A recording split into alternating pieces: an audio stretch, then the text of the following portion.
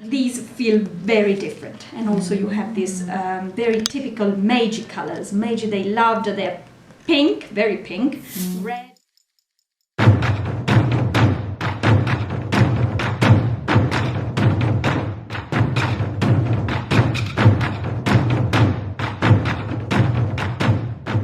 J7 is a second year paper and it focuses on teaching the classical grammar, but we do that by reading a number of texts.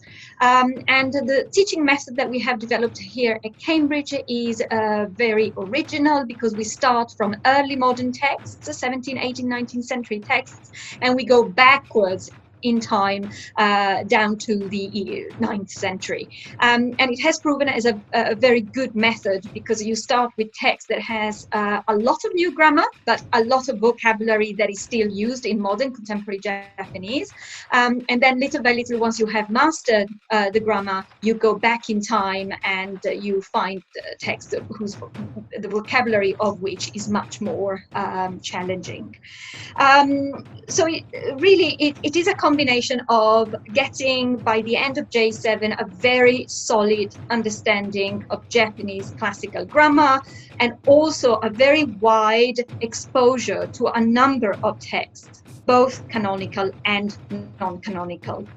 That what we are reading would have looked like this shape here and this size. As you can see, both Akahon and Kurohon or Aobon, the text is everywhere. So we have seen Utagata, Isafuri Utagata no Hajimari, and we had text, we had dialogue, we had normally go up to 10 folios, and then Kibyoshi would go into about 15 folios. So we're talking around 1805-06.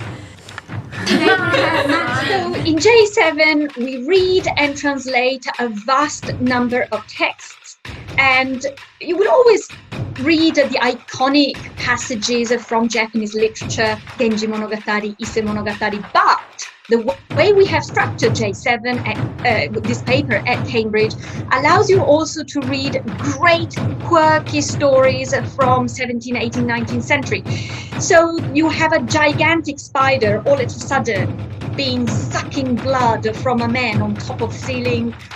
You have a man who has no money to buy food, and so he invents a fantastic story, a fantastic way of getting to eat a very tasty mochi without paying anything. We read from a number of non-canonical texts that have been only transcribed, have a few notes but have never been translated, like the one that you will see in the images in this video. And that's a story about this very good couple, very bad couple, and the good couple finds a dog, and it's all about what they do with the dog.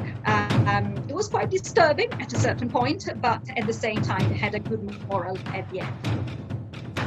So you will be, I don't know, you can 転がってこう読んでいるわけですよね。We had a debate about 無理なじいさまで、yeah? And then キャンキャン yes.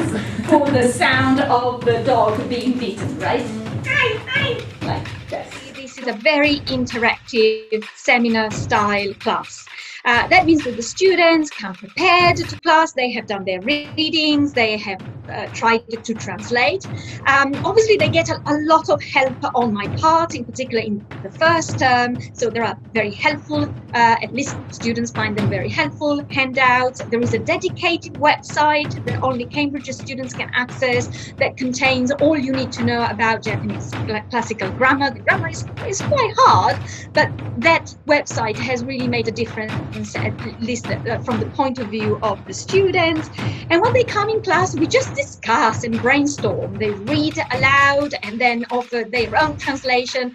And we know there is not necessarily sometimes there is a wrong translation, but we encourage to come up with different ways of translating the same text.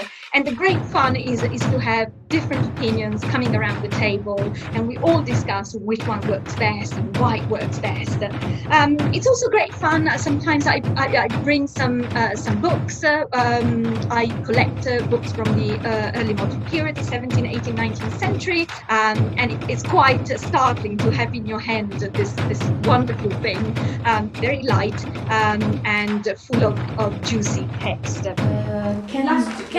剣丼じじオーブン腹立ちて、ついに犬を置き殺す。叩き殺す。 So what is he saying here? Greedy guy on the left. The greedy guy on the left, Ke, because it is Kendon, and the Shojiki Jiji, because it has a Tadashi, Shojiki. So he's crying, and the other one is telling him off, apparently. So, and then what is... we also encourage during the class to think about modern Japanese. So why do you say arigatou gozaimasu? Where does it come from? And really, that is where you start thinking about, oh my God, it comes from there. Or itterashai, why irashai? Why shy? And that is something that we really encourage to do during classes. Bushai. Okay, so here we are learning a piece of grammar which is really Edo. And it is sharu. Sharu is nothing but a colloquial way to say nasari. So there was a consciousness that here he is the subject, but instead of saying kendon jiji iwaku or iuyoa or darling. Oh, darling. Oh my dear, that's fine. We are reminded of our dog. Yeah.